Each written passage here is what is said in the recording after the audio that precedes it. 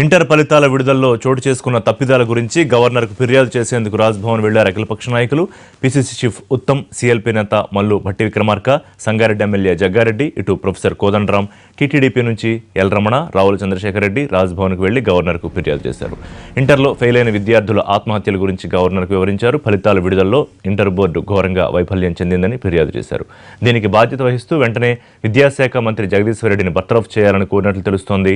Fail అయిన విద్యార్థులందరికీ న్యాయం చేసేలా చూడాలని గవర్నర్కు విజ్ఞప్తి చేశారు అఖిలపక్ష నాయకులు. ఇంటర్ ఫలితాల విడుదలలో రాష్ట్ర ప్రభుత్వం ఇంటర్ బోర్డు ఘోరంగా వైఫల్యం చెందిందన్నారు.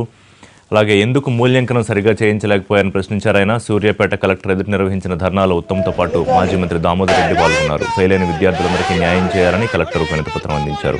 చనిపోయిన విద్యార్థుల కుటుంబాలకు 25 లక్షల ఎక్స్గ్రేషియా ఇవ్వాలని డిమాండ్ చేశారు.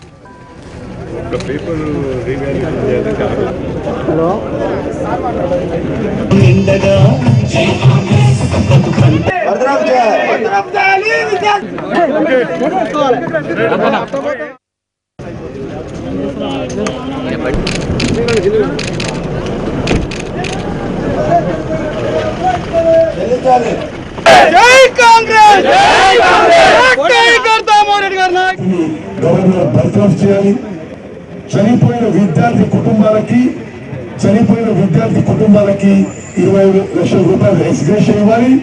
ఈ రాష్ట్రంలో ఇంటర్మీడియట్ విద్యార్థులందరికీ వారి కుటుంబాలకి కాంగ్రెస్ పార్టీ కార్యకర్తలకు ఎక్కడికక్కడ వారికి అండగా ఉండండి.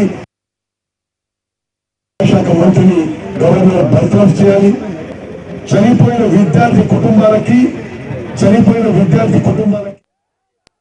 ఇటు ఖమ్మం నగరంలో కాంగ్రెస్ నాయకులు, కార్యకర్తలు జిల్లా డీసీసీ కార్యాలయం నుండి కలెక్టరేట్ వరకు ర్యాలీ నిర్వహించారు. ఈ కార్యక్రమంలో సీఎల్పీ నేత భట్టి విక్రమార్క పాల్గొన్నారు. ఫెయిల్ అయిన ఇంటర్ విద్యార్థులందరికీ న్యాయం జరిగే వరకు కాంగ్రెస్ పోరాడుతుందని స్పష్టం చేశారు భట్టి. అనంతరం ఖమ్మం కలెక్టర్ను కలిసి వినతిపత్రం అందజేశారు.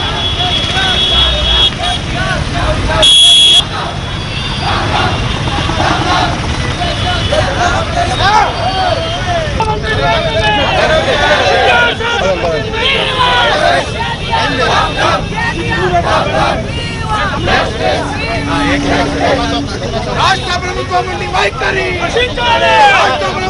వైఖరి